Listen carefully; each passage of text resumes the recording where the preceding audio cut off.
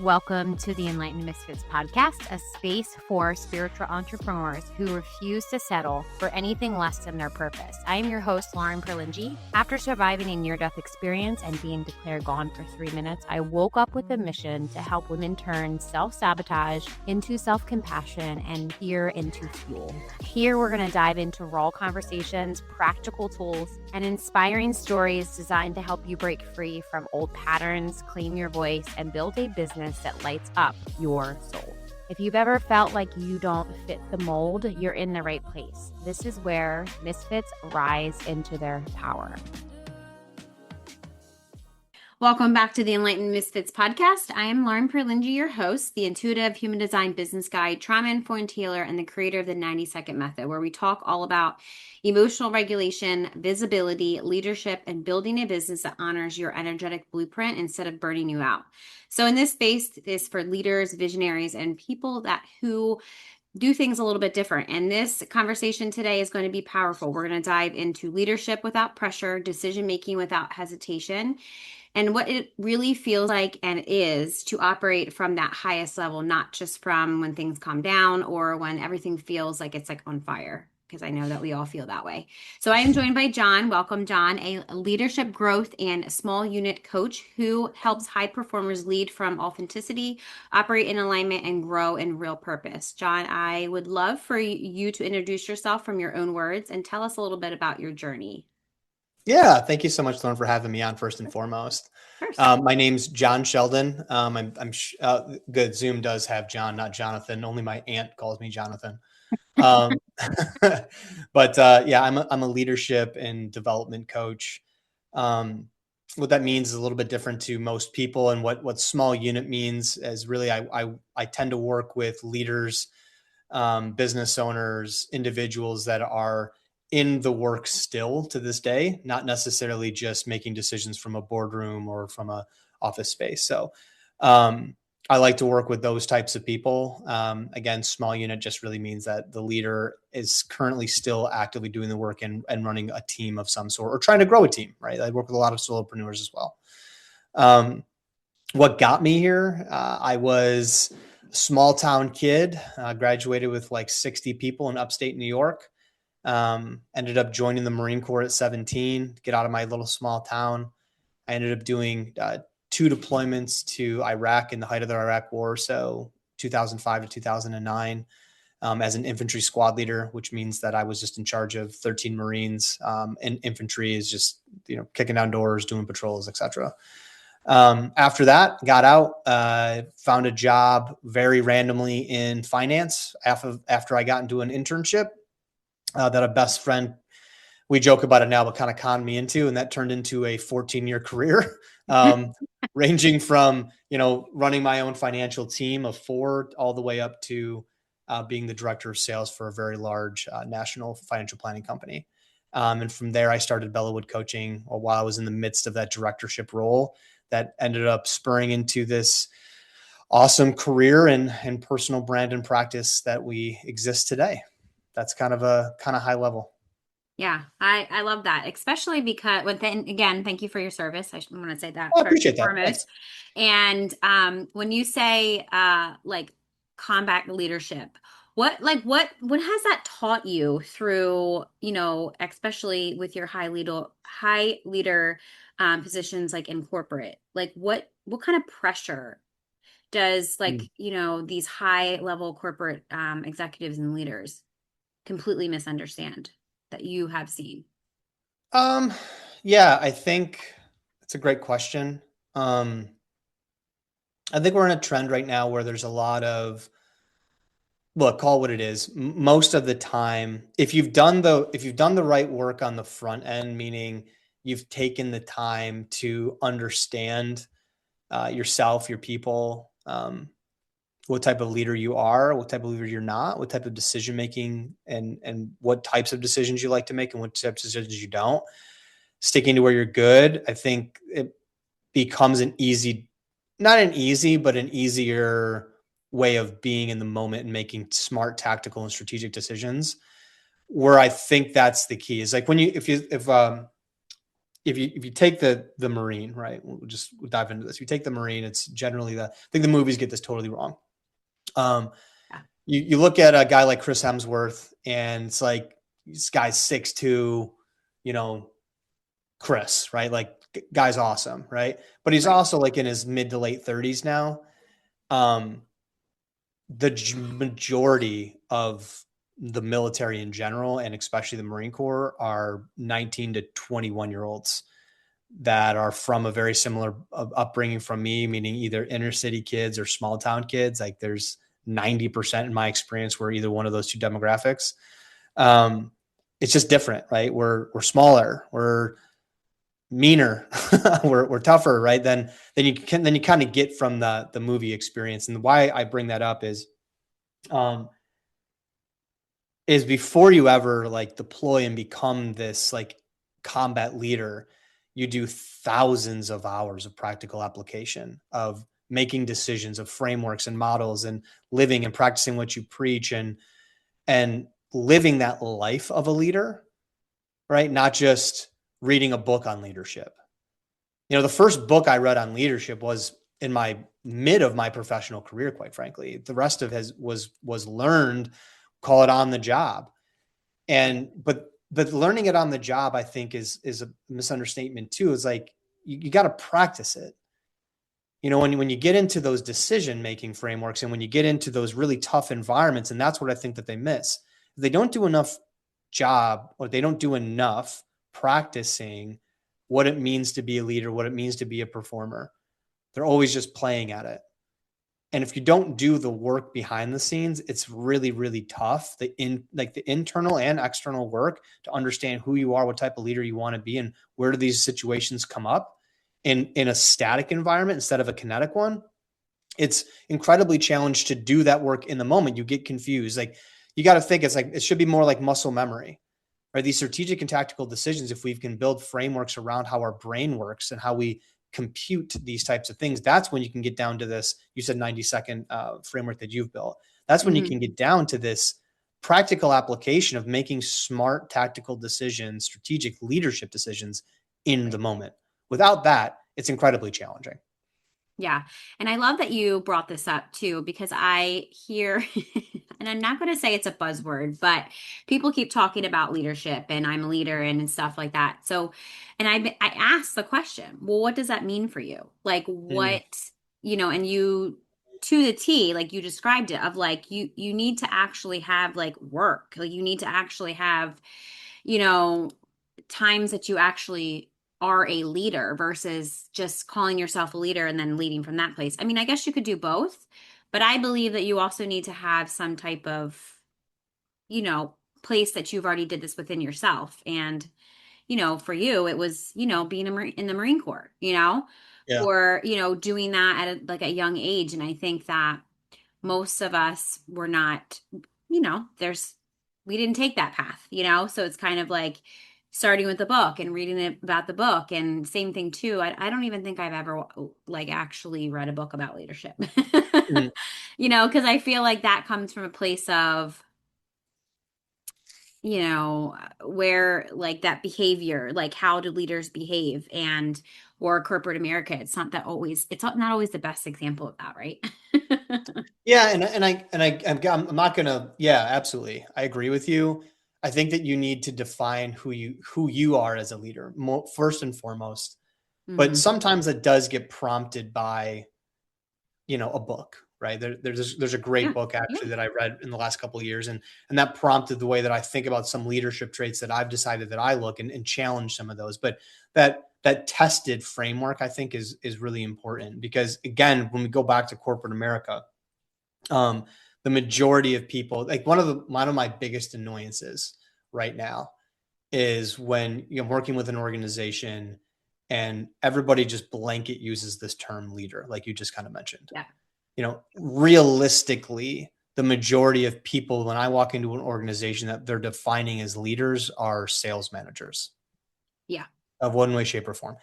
And that's not to say that, and this is where I think it gets kind of screwed up too. Like that's not to say that sales managers aren't 100% necessary and critical to organizational success. They are. They absolutely are. But Right. by definition, at least how I define it, would be a sales manager's best interest is in the company's best interest, right? A leader's best interest is the best interest of the people that they're leading. Right. There's a big difference there. Yeah. You can't be Yeah. a leader. You can be a leader and a manager at the same time, but those two things are distinctly different, Yeah. right? Yeah.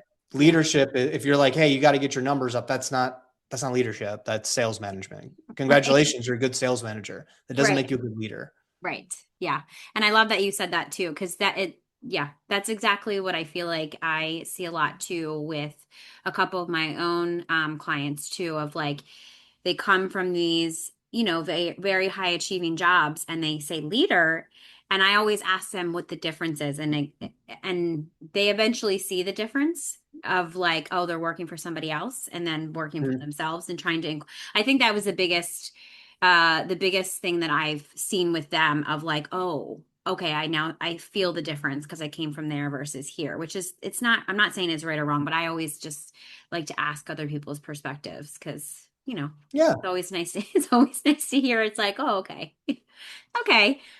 Like I think it's like more of like the leadership behaviors translate well, but like what are some of the leadership behaviors that you see that haven't translated so well Mm, from like the corporate world versus, somebody that's coming from corporate, like, and then yeah. they have these behaviors and then some of them work and then some of them don't. What are some of those behaviors that you see? I think the number one behavior that I see in corporate America that just doesn't work is this thought process that I've already made it, so I Mm, don't need to do it anymore, which is, in my opinion, not, again, leadership. Like once you take on that helm, there's this word that I've grown to love, and it's a very simple one, but I think it's a powerful one, and that it's cost. There's a cost to being a mm, leader, yeah. and you have to pay it. And a lot of times when I'm working with new business owners or scalers or people that are, scaling their teams, or somebody that's been in that position for a while in corporate America, they often negate the cost that you have to pay to be a leader. And a lot of that is, this is going back to a Marine Corps term, is like sometimes it means you're going to have to go back to filling sandbags with your dudes. You know, like sometimes that's what that means, and that requires, and the level of respect that drives by leading from the front, um, and doing the work again, I think is incredibly helpful and incredibly valuable. And I think that's the one that I find missed the most, because I hear this all the time. I'm not doing that. I already did that. I've already done that game. I've already played it. Yeah. Cool. I Yeah. agree with you. And you've earned that. The second you put on the leadership helm, you have to forego that type of ego. It has to go away, Right. because because this is, I think, sometimes I really feel like leaders in corporate America forget we'll call it the water cooler conversations, Yeah. right? It's like you were having them 15 years ago, man. You Right. know what we're talking about when you're not around. You have a chance, you have an opportunity to change that right now.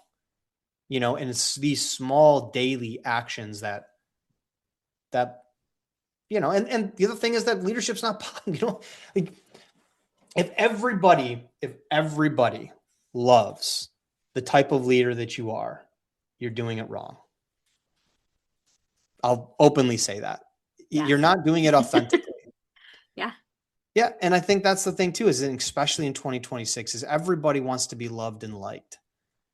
And it's Yeah. it's like, yeah, I get it. Don't be in, like, can we swear on here? Is that cool or no? Yeah. Yeah. Okay, Yes, of cool. course. Like, yeah, don't be an asshole, for sure, Yeah. right? Yeah. There's that piece of it, but there's also this massive overcorrection where we have to be the leader for everybody, and we have to be everything to everybody. It's like, no, you don't. You Yeah. do live in an individual. This is your skin that you're living in. Nobody has your thoughts, feelings. Like, these are yours. These are yours. And Yeah. you get to define what type of leader you are, because here's what I have realized, and I think it's going more into this direction, is authenticity matters most, and it always has. And now it's becoming even a bigger thing, because now, especially with AI, it's like, what is real and what's not? It's like, no, no, no, be Yeah. authentic, because that can't be recreated. Right. And by being authentic, everybody isn't going to like you. Right. Yeah. I was gonna say, I love this conversation. It's interesting that you just said that because I said this to a friend yesterday and she, like we collab on different stuff. And I said, look, I literally said, not everybody likes me. There's a lot of people that I know that don't like me. And when you just said, it was like clarification and validation for me and when you were like, if everybody likes you, you're not doing it right. And I said to myself, well, maybe that's just how it's supposed to be. Not Mhm. everybody's supposed to like me. And maybe that is actually the right thing to do. So for you to just say that, I'm like, well, I guess I'm doing it right because I, I I felt that I wholeheart and again I feel like a lot of us we do want to please people, but at the same time it's like at what cost, like you said, at what yes. cost At am I what going cost? to There you do that to uh at what level am I going to do that? And it's just not something I'm going to risk. I've done that before, and I feel like that is powerful when you say about authenticity, because we all are different. So it's really important to find your passion, right? And find what, you want to do and your framework and, how you want to lead and not follow everybody else's. Cause I think that's another thing that I see in the industry too. It's like, do this, this is going to make you this, do this. And it's just go. like, that doesn't Yeah. work for you. Yeah. Yeah. And that's like one of those points. I wouldn't call it annoyance, but um this is like part of that like there's so many good things. Like we know a lot about the dangers of social media, right? There's a lot of good things about social media too, Right. obviously. Yeah. Um, but one of the things that is this cautionary tale is like, don't you've got so much information coming at you constantly now. Yeah. Make sure that you know who you are before you dive into that so you can sort it, I think, appropriately. And that's where it's like, yeah, definitely take leadership advice and habits and pillars and frameworks from others that have come before you that have proven their worth, maybe proven their ability, Mhm. whatever those two words really mean to whoever's saying them. And there's also this piece of it's like the more you dive into yourself, man, I think you just get better results. At least I Yeah. feel better about it. Yeah. I think it's funny too. Like I had a collaboration call back in, end of last year, some point in time. And you know, that was one of the feedback that I've gotten. And I've gotten that a couple of times in my career as well. As like, one of our joint clients said this. And I just said, good, good. Yeah. Like, if like, yeah, good. Cause that means I'm being authentic because that's exactly how I meant to come across. And if they Right. aren't connected with that, this is going to come across weird, but like, that's not really my issue. Right. It just is. It's not anybody's issue. It just is, Right. Yeah. and I'm not going to change everything about who I am as a leader, as a communicator, because of this experience that somebody else not in my skin had. Now look, obviously if it's a big issue and something that I want to change and something that I go back and self-reflect on and say, you know what, maybe I should change that. Absolutely. I'm not telling people to be blinded, by Right. maybe some of their insecurities or some of their faults, like self-reflection. And I'm a coach. Like people literally pay me for this. Right. If I suggested that you don't listen to anybody, I wouldn't have a business. Um, Right. Right. Yeah. so it's Yeah. not, it's We not get it that. that you're not saying that, but yeah. Right. Yeah. What you have to start though with your core and then move from there. Yeah. And especially too, because social media is so loud, I feel like it's been a huge thing lately of like worrying about what people think of you. And I Yep. think that, I'm somebody that I guess, do I worry about what people think? I don't know. Like, I don't feel like I do because it's like I kind of just do what I feel like it using in like my intuition and my discernment of like how I operate. And I do listen to people like, oh, okay, if I hear it more than a couple times, I'm like, okay, maybe I actually need to figure out why this keeps Yeah. repeating. That's Agreed. different, Agreed. right? Yep. But if it's like Yeah. one time of like, okay, so they don't like me. Okay. All right. Yep. Like, all right, that's fine. And then kind of getting curious about why. And then I'm realizing that I'm like, oh, it's an insecurity of theirs that is Yes. like I'm mirroring back. And it's kind of like using that. And I'm saying that because I've had multiple conversations with clients about this, and like that's stopping their visibility of showing up. And I'm like, okay, we got to figure out what this pattern is and why this is stopping your own visibility to show up because of somebody else's opinion. And it's Yep. like, differentiating, like Mel Robbins says, like differentiating, like everybody is going to have an opinion, just let them, and then like figure out what you're going to do. And I feel like that is a huge, especially emotionally, I think emotional structure is like a big mistake that leaders make and they rely on, like without having Yep. that self-awareness. Would you agree? I would 100% agree. Yeah, because they haven't done, like we started the conversation, they haven't done the work. Yeah. They just haven't. Yeah. Yeah. And that's like, and what would you say like another big mistake that leaders make that you have seen when they are relying so heavily on emotions, like in structure versus not structure with like self-awareness? Yeah, I think what once yeah, it's a good question.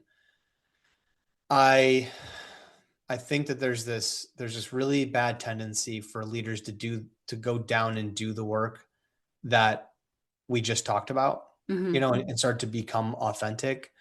Hmm. But their then their actions aren't in alignment with what that means. Right. And then this isn't like Yeah. a Yeah. regurgitation of the last topic. It's something different in my mind of, there's a piece of like, again, going back and doing the work, right, and becoming that type of person, and owning the cost to it. Hmm. And then there's another thing of doing the work and then in the moment being influenced consistently and not showing up when you're called upon. It's Right. it's that it's that uh it's like, what does it mean to you? I take the word leadership as something that's super. It's like one of the most powerful words that I use, and so that, like, is it overused? I don't know, but what I do know is that it's much more powerful than people make it out to be. There's this Yeah. responsibility that you have, Yeah. and if you're not in alignment, not even your actions, but you're not in alignment with your daily activities or your monthly activities, it's how you're showing up for yourself. And man, I think that's where it comes down to, as I'm kind of working through this question, is how do you show up for yourself is the next thing I would say that leaders really struggle with when they kind of mastered, like, I'm putting other people first and I'm elevating others and going down that road. It's like, okay, well, are you showing up in that way for yourself? Most of them are not. And there's this swing that it's like, yeah, go do that and be that leader and be that human individual. But are you living that yourself too? Not just Right. openly talking about it. Yeah. I've got some leadership, tenets that I use. And some of those things you have to call and put in self-reflection. One of them is, responsibility. It seems kind of basic, but you got to be held responsible for actions. And there's been times in my life where I haven't held myself responsible or hold that responsibility to the actions that I've taken. You know what I mean? But, it's like, you want to go do this and you're preaching that or doing these types of things, but are you living that yourself as well? Like, because then you're not truly authentic. You can build this authentic leadership style and communication style all you want, but if you're not living it yourself, it'll never translate. And you'll get out of that word that I started with, alignment. Yeah. And I think that that's really powerful because that is actually the energy that goes in that I see that goes into, I mean, because I see it for myself of like when I started, promised myself I was going to the gym for 3 days a week or whatever, like whatever it is. And then I Yeah. Yeah. It's backed a good off. It example. was more of like, discipline, like what am I doing, or like where am I focusing my energy? Like I'm an entrepreneur, like sure, I'm a mom and a wife too, but it's like I schedule my days. So what's going on, Lauren? Like Yep. what are you doing? And it started to show up in my business of like showing up for calls, being on the podcast, going to other, like doing, it started to show up places that I was like, oh, okay, I need to back up. And I think that that is powerful because it's like you have to hold yourself accountable first. And then or it's usually mirrored back to me in like a client call or something like that. Yeah. Like I get Yeah. it. And I feel like that's powerful too, because they're like, Lauren, you're always on the same wavelength as us. I'm like, I'm always going to be. Like, I'm next to you. I'm not ahead of you, above you, whatever. I'm next to you. I go through this with you. So I Yeah. think that that is, really powerful as well. So for the people listening, what is kind of like I want to say like an average day for you or like something that you do um, that, maybe people could be like, oh, I'm going to take some of his tips like during the day. Like what's like an average day for you and like how you hold yourself to this, very high standard of like identifying what is a good day versus like a little bit of off day for you. Yeah. Great question. So I structure my schedule. I'm a solo entrepreneur, I guess. I hate Mhm. using that word for whatever reason, but I don't know. It is what it is. Um, so I keep client meetings 3 days a week. Okay. And in those 3 days, I'm booked pretty Mhm. significantly. Mondays and Fridays I use for flex days, so I don't keep any client meetings on either one of those days. But I'll meet with what I call a center of influence, so network. Do a lot of my marketing, do a lot of the financial, like the actual running of the business on Friday specifically.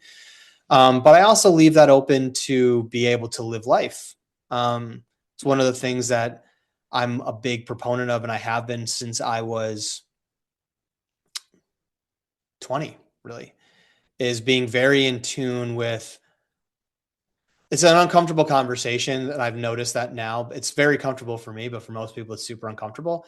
I'm I'm very, very connected with my mortality. Mhm. I've got this goes into like what I do on a weekly basis and a daily basis. Like I've got literally what I call my death calendar. It's actually called the 4,000 week calendar. It's my life in weeks. I got the largest version of it. It's, like 3 feet tall and 2 feet wide on my wall. And it's got all these boxes. You guys can look it up. It's called my life in weeks calendar. Um, And I'm gonna have to look that up. you should. And every morning, this weird obsession that I have is I word it very strategically. I get to cross off and fill in a box. And every Yeah, week you fill in a box and it goes to age 88. And love that. I'm looking at it now and it's very depressingly getting about halfway full. And you know, and Yeah. that is a part of this weekly and this daily thought process that I have. That do I think that every second counts? Yeah, but am I obsessed with every second? No. Right. But what I do is I try and live days with intention. And one of the things that I've got this thing I've now coined. It's actually, you probably can't see it, but it's this Morse code that I've got tattooed, and I call the Bellawood Creed. And so the Bellawood Creed is simply because I said I would. Uh, I learned my obstacle; they became the way. Um, I faced my enemy; it was me. Learned. I remembered that I must die, and so I lived. And that's subconsciously how I start every day, and how that manifests inside of a real day for me is that I do this. It's a little top 3 to-do list, right? I started off with things that I'm grateful for, right? Um, and I do think that's important. I didn't used to do that ever, honestly, Mm-hmm. and I do think that's important. Mm-hmm. And then I start my day off with every day with 3 top things: one personal, one professional, and then one flex, depending on the day. And those things are non-negotiable. And that word is incredibly important to those top 3. Now there's 15 things on my important things to do today list, but there are 3 that are non-negotiable. One for myself or my family, one for my business, and then one for whichever one in that day is taking more of a priority for me. Yeah. And I think one of the things that business owners struggle with is when you get out of that corporate culture, no one's looking at you anymore. You've got to define these things for yourself. And so for me, I've been on a big fitness journey for the last couple of years. And I think that was something I gave myself a lot of grace on, and I've come a long way, and I'm very, very proud of that. But so one thing for me personally is working out, but working around that schedule. And I don't know, Lauren, I'm not sure why was so like mind blowing to me last year, but you have a tendency to like work a ton, and work on the business in the business. When does it ever really stop? I don't know. Yeah. Yeah. And I'm not going to say that I know that at all, but what I do know is that can get out of hand pretty quickly. And I always define this like workout schedule for me, which used to be a very, very, very important piece of my life, all the way up into my mid-20s. And for almost a decade, to be honest with you, I fell way off that wagon, truthfully. And it manifested in my life so vividly to me so many times. And where this is going is, so now I work out literally Friday, Saturday, Sunday, Monday. And why that's so different for me now is when I would struggle to work out during the week and do like that typical 5 days a week or 4 days a week and then take a couple of days off, it just didn't work because I'm trying to get to the office by 7. I'm trying to do this. And so giving yourself grace to do whatever works for you. And again, going back to that authenticity part, I don't care. Like I have no idea how old you are, but one of the things, and this is just a kind of a rant on the fitness stuff. Like if you're in your early 20s, I'm sorry, I'm not listening to a single thing that you talk about when it comes to physical fitness. I'm not. Yeah. I wish I was in my early 20s still, but no, my late 30s. There, I'm Right. Me too. 37. Okay. Yeah, me too. I'm 38. All right, perfect. So Yeah. now we're on the same. So like, hey people, I'm super happy that you're 25 and you can eat Yeah. whatever you want and do whatever you Yeah. want. Yeah. I was that guy too. Me too. I was that girl. Yeah. Not now. Wait till you get to 35 and beyond, and then talk to me Yeah. about how easy this is. Right. Yeah. And that's just a little rant, but it means give yourself grace. And how that translates again in a real world application is give yourself grace. For me, it's Yeah. I'm going to work out 4 days a week. It's movement. It's not 90 minutes of soul crushing workout. Yeah. It's I'm going to do something non-negotiably those 4 days. And the 3 days, I do whatever I want. If I want to do yoga, cool. If I want to walk, cool. If I want to do Yeah. nothing, cool. Yeah. But having those standards, I think is really, really important. And then saving time, on this day-to-day life to make sure that you get burned out so quickly. Yeah. And we don't know it until it's honestly too late. And then you got to do this whole restructure or the hard reset, I call it. Yeah. So just take time and give yourself grace. I'm reading this really good book right now called Rest. And I think defining what is restful for you actually matters a lot. And one of the things that's restful for me is this, like actually getting some like minuscule things done. Like, and that doesn't seem restful to some people, but it actually is restful for me because I can't actually rest if some of those things aren't done. So making sure that even if it requires you to say, hey, look, I'm going to need another 30 minutes at the office tonight, or I'm going to stay here a little bit, just have that conversation with yourself. I talk to myself constantly like a crazy person, but Other people would think you're crazy, but we all get it here. yeah, you're right. Right. So that's what I would say. The quick tips Yeah. is I think that it's massively important. Almost every single one of my clients does it at this point in time is make your top 3, 1 personal, 1 professional, 1 flex, and make it non-negotiable. And that's the key is would you, no matter what capacity of life, would you fire yourself if you didn't get this done today? And if you wouldn't, then that's not the thing you write down. And that's important. Yes. Yeah. I love that. I was going to say, yeah, that's definitely like, okay. Yeah. Like today, for example, it's raining here. I was like, I don't feel like, I have all these things to do, drop my daughter off at school. And I was like, I could easily just go home. And I was like, nope, I'm going to go to the gym and run on the treadmill. And like, I felt better after I Yep. did that, You feel better. Yep. and I think that that's really important. And also it's like, do I really want to disappoint myself? Like that was my whole thing driving. And then it was like talking to myself, right? Like, okay, Yep. no, I'll just go to the gym. But I feel like all of us are there. And I think especially when it comes to shifting out of like you said earlier about, when you're in corporate America, people are watching you, people are like, on top of you, and it's like now you're working for yourself. It takes a special person to like, put yourself into those, like, that mindset, I should say. And I know that you Mhm. call it like operating system, but like what are some warning signs that, people could maybe realize, or maybe there's like outdated, I guess I'll just call it software in like leadership or business, like if they're in this place like right now, because I'm noticing a lot of people are in this place right now. Early warning signs.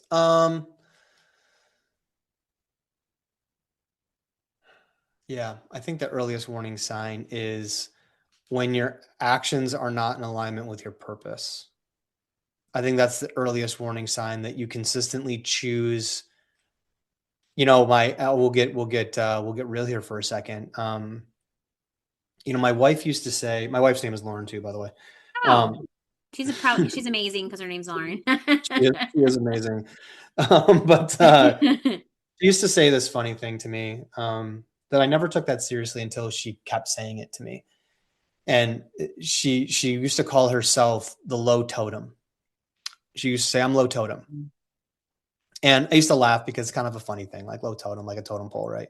Right. And in my mind, I obviously, well, not, I guess not obviously, but in my mind, she wasn't even close to the, she's not even, everything that I'm doing is really for us. It's just us two. That's our choice. And, but like everything that I do is for us. And so when she would say that, I would laugh it off and joke about it. And then it actually started to like, I almost like started taking that personally, like, well, what do you mean? Like getting annoyed by that. I was like, well, what do you mean? No, no, no, no. And the reality was I had the mindset, and my actions for me that was the way that I was being. But for her, I wasn't showing up that way. Yeah. And when I went back to my purpose of what I'm all doing it for, it's like, yeah, just because that all of these actions that you're doing are in support of that goal, if she's my most important thing and I'm doing this all for us, then maybe I should have asked her what she wanted. Like, what would you have preferred, me to get this next thing, to go on this next vacation, get this different Airbnb on a vacation that we're already going on, or go on walks every day, which requires me to be home 45 minutes sooner? She would answer 45 minutes sooner, go on walks every day. Interesting, right? Is that I was in misalignment. I'm just using myself as a personal example. I was in Right. misalignment with what my goals and my aspirations were. For me, I was in total alignment. We're going to do this. We're building a house. We're doing all this cool stuff. And that requires a cost, like we talked about earlier, that I'm willing to pay. But why didn't I ask the person that I was doing it all for what they wanted, right? If that's now everyone's purpose is different. Yours might not be generated around somebody else, and that's totally fine. But Right. for me, that's the earliest warning sign, is taking a look. I'll give you another example if you're okay with it, and for your Sure. audience too, right? So Yeah. you just gave an example of picking up your daughter, I believe, or dropping her off. Yeah. Um, I Wait, had a I do client. both. Yeah, But right. yeah, yeah, I'm yeah, sure. I'm sure. Yeah, yeah. I'm sure she does an Uber home. But I mean, I mean, she would like that because I'm a taxi. She's 6, so like I'm a come on, mom, I gotta get in the taxi, and I'm like, okay, let's go. And it's cost. You gotta call, give me some money, pennies, whatever. I want some money. Teaching her the that's value of funny. a dollar, right? Yeah, I like that. I love that a lot, actually. So I had this client. I won't say his name. I was just about to say his name. I shouldn't say his name. I had this client, and he came about a year and a half ago onto a call, and he was really just out of sorts. And I was like, "What's going on, man? Let's start there. Like, what's up? You're obviously in a different space than he's. I had to, my daughter's sick, and we had to take her. I had to take her to the um, uh, the doctor, and it's really screwed up my day, and I'm just in a blah blah blah, whatever. And the Mhm. challenge that I had for him was, well, isn't that what you're doing it all for? Like, to be able to do that, to be able to be there for your daughter, like, isn't Yeah, that what this is all for? That's what you told me when you hired me as your coach. Like, that's one of the first things I ask is, what is your purpose? Like, what is the thing that you're doing this for? yeah, Everything for. And if it's for your family, like his was, that was a kind of a mindset. And we spent the next 40 minutes talking about that. And him getting off the call being like, yeah, that's a really impactful call out, because again, we get so stuck in this day to day of like, Yeah. I'm going to do this. Maybe it's monetarily, maybe it's a client count, maybe it's a promotion, maybe it's a follower count. I don't really care what your business goals are. It's what are Right. you doing it for? And when you get out of alignment with that, then you have to call yourself out or have somebody else in your life, mentorship, coach, whatever, be able to have that trusted confidant to be able to call you out too. But that's the earliest warning sign, when your day-to-day actions are starting to interfere with what you're actually doing it all for. And you know it deep down. Right. You do. Yeah. You It's know. take action about it is the early sign, is you knowing it on the inside. The it's too late is having that sit down conversation with your loved ones about how your actions are in alignment with what you're trying to build. Yeah, and I do love that you just said that because my husband just said that to me probably last week. I think I was complaining about something or saying something or whatever, and he goes, "Lauren, why did you start this again?" And here I'm like, it just like stopped me, and I'm like, "Oh, I mean, it was for my daughter. That was, it was for me, and then creating a legacy too." And then him just saying that, I was able to be like, okay, obviously complaining about this one thing is something that I let go too long, cross a boundary, whatever it was, like I forget Yeah. exactly, but when you just said that, yeah, like it pushed you kind of like, okay. Yeah. You just stop. Like I know, I mean, at least I did. I just stopped. I'm like, you're right. Like here I'm complaining about this and I'm not focused on like why I'm doing this, or remembering of like why I started, of Yeah. why I'm here. I think that if you don't have that passion behind it, I've also, and I'm saying this too because I've had a few conversations. No, let me just talk about, like, I feel like I at least talk to about 4 to 5 people a week that come to me and say, Lauren, I need you to help me find my purpose. Like, I can't help you find your purpose. What do you like? I'm asking all these questions. And, usually it's on my free 30-minute calls that this comes up. I need you to help me find my purpose. And I'm like, okay, great. Okay, this could be longer than a 30-minute call. But my one question is like, what are you passionate about? What would you say if somebody came to you and said, I need help finding my purpose? Like it's a new business owner. They want to start a business. They don't have any idea about how to do any of it. Yeah. But they know that they don't have a job anymore and they want to build a business for themselves. Like, what would you say to them? Yeah. So I mean, I actually have a model for this. It's called building your professional and personal blueprint. And that goes into 4 aspects. The first one is purpose. And so I deal with this topic a lot. Hmm. And one of the first things I would say is there's a differentiation between what your business's purpose is and what your purpose is. And let's be really clear on what we're trying to solve right now. Are we trying to find your purpose or the purpose to start this business? Two way different things, in my opinion. Should they Yeah. align? Absolutely. Are they different? Absolutely. Yeah. Um, and so, I mean, you could, I think where I immediately go to is that the Japanese or the Ikigai version of purpose, which is, what are you good at? What do you like to do? What does the world need? What can you be paid for? Right. And if we stick to those, at least first 3, I think that's more on that personal vision. So like, what are you good at? What do you like to do? What does the world need? What can you uniquely provide? Like and that's more of that, that professional version of it. When it comes to the personal version of it, I often ask people simply, what does your gut tell you? What are you doing it all for? What is the why? That's really the purpose, right? Like Simon Sinek says, I start with why. I think that is powerful. And then where I think the follow-up question, so what I encourage clients to do is like, it takes 90 seconds from your gut. Tell me your why. Like, what is that purpose that you live for?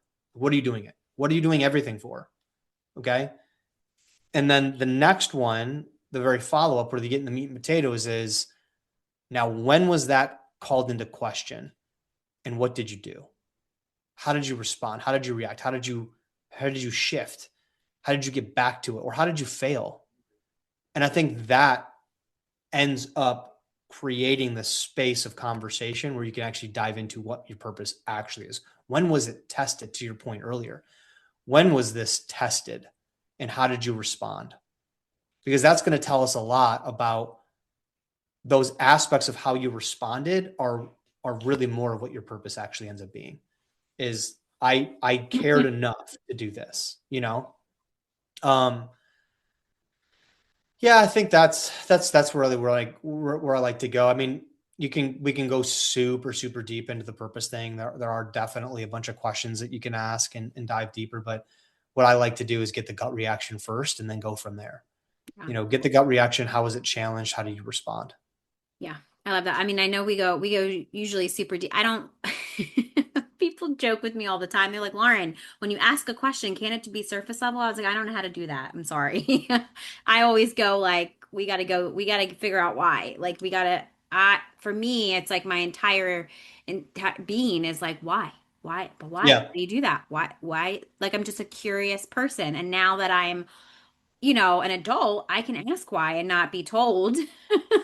Yeah. Right. It's like that because it is, or whatever, whatever my parents Yep. told me or whatever. So it's more of like, that's something deeper. So I do love that. I love that it's very, you can make it very simple because I think what I noticed too, even doing like, my 90-second framework, the mind and the ego always wants to take over of like, oh, you're Yep. looking at something that's not safe, you're going to die. And like, we're not going to die here. Yeah. Yeah. Good point. Yeah. Yeah. So before we wrap up, for any or all listeners, even especially high achievers, what feel like who feels pressure, but maybe they don't want to like lose themselves in success, like where would they start? Just like one simple tip. Ooh, lose themselves. Um, could you repeat it real quick? Sure. So for any, I was saying any listeners, but specifically Yep. high achievers, I think I need to point that out. Sure. Who feel pressure, but they don't want to lose themselves in success. Where would they start? Like just one thing. Where would they start? Yeah. It's honestly that top three, that personal thing. Make sure you hold true to that, and that should be a spot on your calendar that is just like that meeting with an A level client or an A level prospect that you keep, and that's Mhm. really important. You know, going back to my story, I'll use that again. One of the things that I decided to do was every single Friday night is date night. Sounds really simple and easy, but for high achievers, entrepreneurs, it becomes more challenging. Yeah. You know, and no matter what, that is kept. Now, do we do everything? Do we do anything all Friday nights? No, of course not. You know, we're grown-ups. But sometimes Right. sitting on the couch is kind of a great date. Yeah. But Yes. but that has to be important. And that's one of those things that you said, I believe you said the word, you lose yourself, like losing the focus around it. Like you have to have those abilities and understand what rest is to you too. And I think that's a piece of it, is holding those things true, keeping those things sacred, you know, and working around, making sure that, again, that like that is your call, right? That you hold true to yourself, not just million miles an hour working till 2 a.m. all the time. I got to do this, got to do that. I'll take care of it. I'll figure it out. Awesome. Keep the personal thing every single day and do it. Give yourself that win. I love that. And John, where can everybody find you? Yeah. So my business name is Bellawood Coaching. So it's www.bellawood, BELLEAUWOOD.coach, not com, .coach. Same thing, Bellawood_coaching, spelled the same way. That's my Instagram. And then LinkedIn, it's just Jonathan Sheldon, owner of Bellawood Coaching. Realistically, if they want to follow, Instagram is probably the best place to do it. Mhm. I post a 90-second video every single month, or what is it, Fridays now? Every single Friday. There's no CTAs. It's not a call to action. It's just me giving back. And that's the place that I choose to do that, is a topic. They're all professionally made. I'm really proud of them. And that's what matters to me. Talk about one thing that I like to do. There's no alternative motive to that Instagram page. It is 100% for the public. And that comes through in the way that I talk about it too. I love that. And I was going to say, if you're watching us on YouTube, you have to look at his background. It's very professional. And to go check out his social media, because I'm like, I like his website. I need to find out. I need to talk to him about who did his website. You know who did my website? You did. Okay. Well, we have to have a I conversation. wrote it. I wrote it. I bought it. So this is funny. Like, I actually bought a template on Etsy from a No graphic way. I designer. like it. I was looking at your website and I was like, I need to Thank ask you. him I really about appreciate that. this. Yeah. I'm like, it's, you go check it out. You guys got to go check it out. Yeah, please do. Yeah. Please do. Yeah. Yeah.